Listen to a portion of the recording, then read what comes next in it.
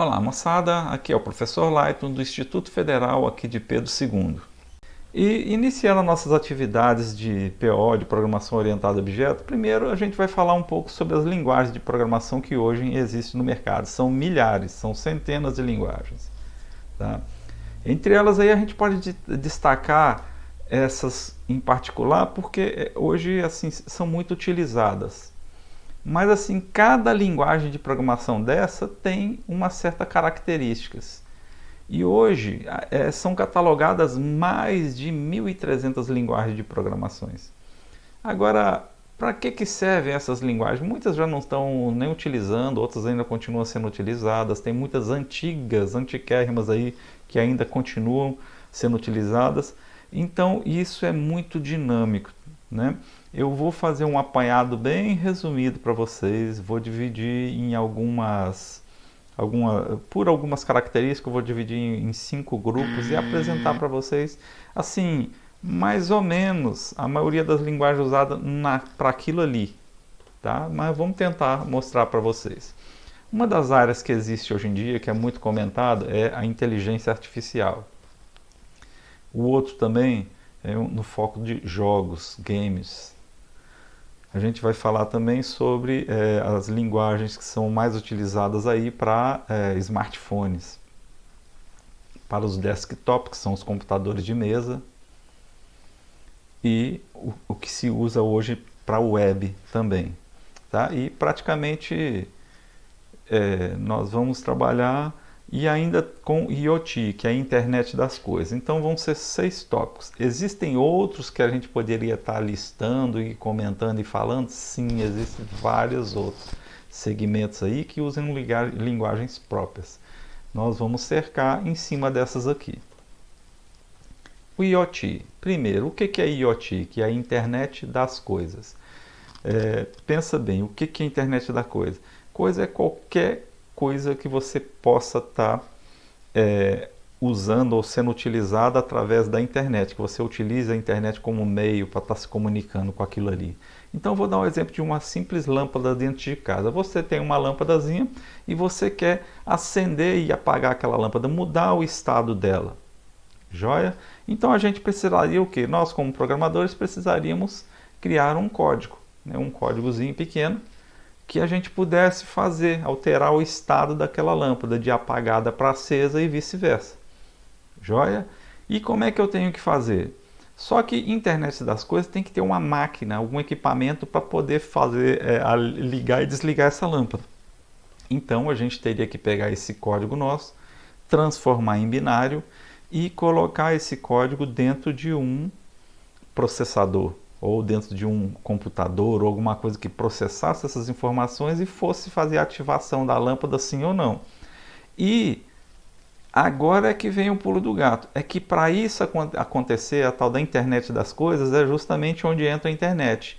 Esses equipamentos têm que estar ligados numa rede para aquela magia funcionar, certo? O equipamento pedir para outro equipamento ligar, desligar ou ser usado de alguma forma, da forma que ele precisar ser utilizado.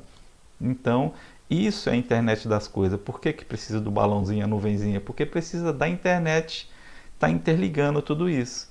E isso é muito dinâmico. Então, é só para a gente lembrar, né, ou para quem não conhece, o que é a IoT, internet das coisas.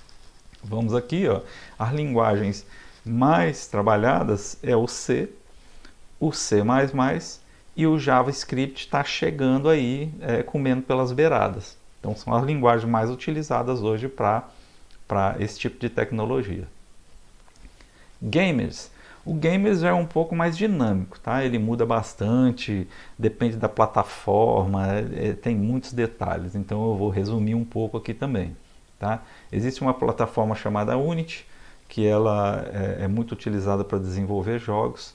Tá? E a linguagem mais utilizada nela é o C#. Então, quer desenvolver naquela plataforma, vai ter que se desenvolver em C# na maior parte das vezes. Blender, que é um modelador, né? É muito utilizado para fazer modelagem, a linguagem básica para se trabalhar nele é o Python. Tem outra plataforma também, que é a Unreal, a Engine, que a linguagem mais utilizada nela é o C++. Então, independente do que, né, em qual plataforma você quer desenvolver seu jogo, então você precisa seguir o caminho e aprender essas linguagens para isso aí. E também, por exemplo, para jogos web, né? Os jogos que tem muito aí no web, hoje está sendo muito utilizado o JavaScript também, como também o Java, o antiguinho Java que a gente fala, tá? Ele também é muito utilizado em jogos com tecnologia web. Beleza? Vamos para frente. A gente tem aqui a questão dos mobiles, né? Que são os mobiles, né? Mobiles, que são os smartphones ou tablets. A maioria deles é com o sistema operacional Android ou o iOS, que o iOS é o da Apple. Joia? Então são tecnologias diferentes. A iOS tem o sistema dela e o Android outro. Então, aqui para Apple, para desenvolver para Apple, seria o Objective-C ou então o Swift. São linguagens de programação essas. E para os aplicativos móveis aí, a gente mais utilizava o Java e hoje está acontecendo aí o Kotlin, que está chegando aí a passos largos, né, para poder estar desenvolvendo aplicativos para Android. Joia? Agora, existem os frameworks. Framework, muito assim rápido, é uma ferramenta que junta muitas em uma só, para poder facilitar a vida do desenvolvedor. E esses frameworks, eles conseguem, ao mesmo tempo que você está desenvolvendo, na hora que você gera o APK, né, o aplicativo, ele já gera tanto para a plataforma Android como a iOS. Basicamente, hoje aí tem o Flutter, né, que usa a linguagem Dart, que é desenvolvida pela Google. E tem também um outro, que é o React Native, que é na linguagem JavaScript e desenvolvida pelo grupo do Facebook. Então são dois frameworks aí utilizados para isso aí.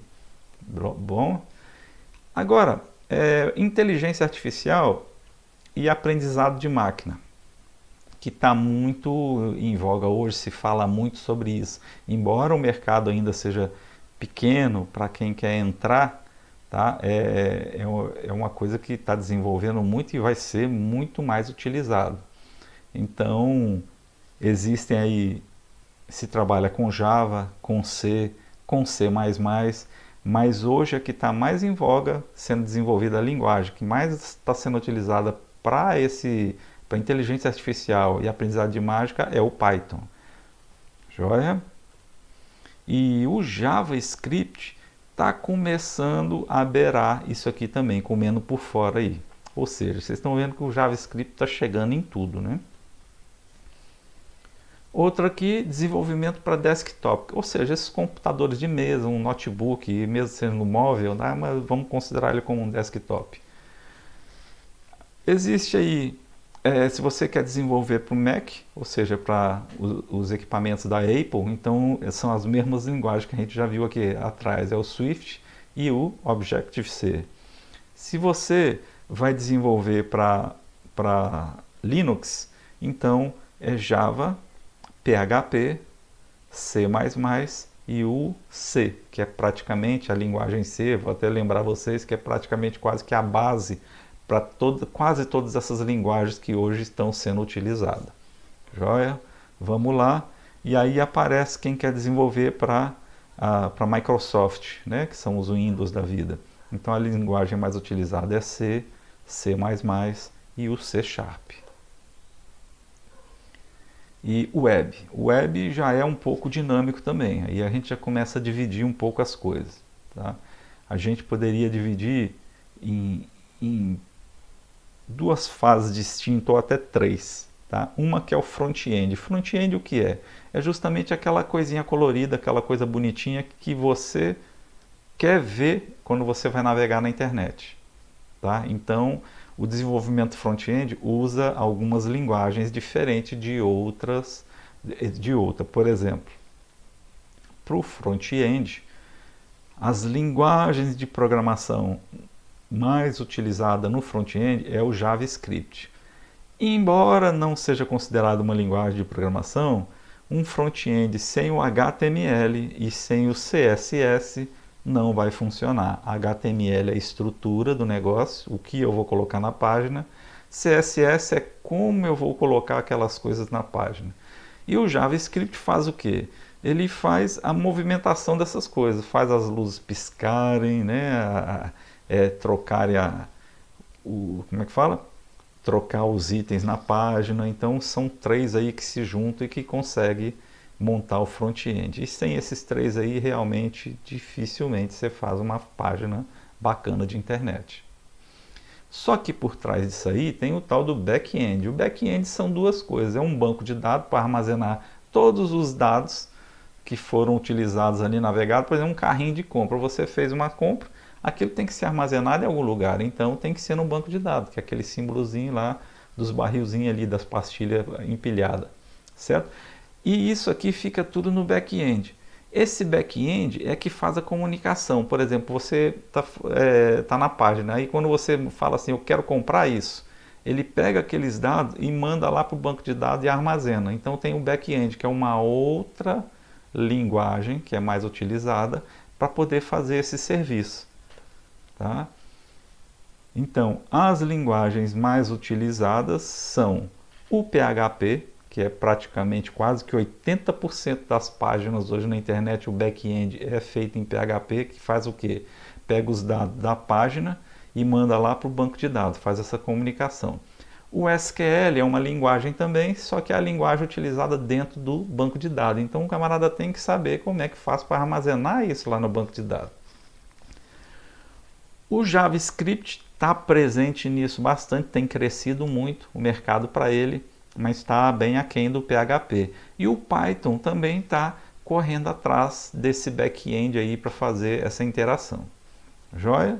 Mas como disse para vocês, a maior parte hoje da internet está pautada, está baseada no PHP. Então, quer entrar no mercado? PHP é o caminho mais fácil para quem quer desenvolver web. Joia? Então fique ligado, tá? Cada linguagem tem suas características e tem um local mais apropriado para ser utilizado. Algumas são melhor para ser utilizadas numa determinada coisa do que para outra. Então, às vezes não adianta querer, né? Eu quero essa linguagem, mas se essa linguagem ela dificulta você trabalhar naquilo que você quer, então não vale a pena. Você realmente tem que aprender a programar e aprender as poucas diferenças entre cada linguagem e desenvolver. E programador, se você quer entrar nessa área, fique sabendo, você vai ter que saber muito mais do que programar. Eu vivo dizendo que é um pouco injusto. Se você quer fazer um programa, por exemplo, para uma firma, para cuidar da contabilidade de uma firma, felizmente ou infelizmente você vai ter que aprender tudo sobre contabilidade, como é que funciona o sistema fiscal daquele estado, no Brasil, no país e tudo. Para quê? Para você conseguir desenvolver o software para aquilo ali. Então não é só saber programar, você tem que conhecer todo o contexto para o que você quer desenvolver seu software. E agora é o de sempre. Vamos tirar as dúvidas. Logo depois de tirar as dúvidas, está com a matéria toda na ponta da língua, vamos fazer as atividades e entregar. E moçada, por hoje é só. O professor Laito agradece e até a próxima. Um abraço.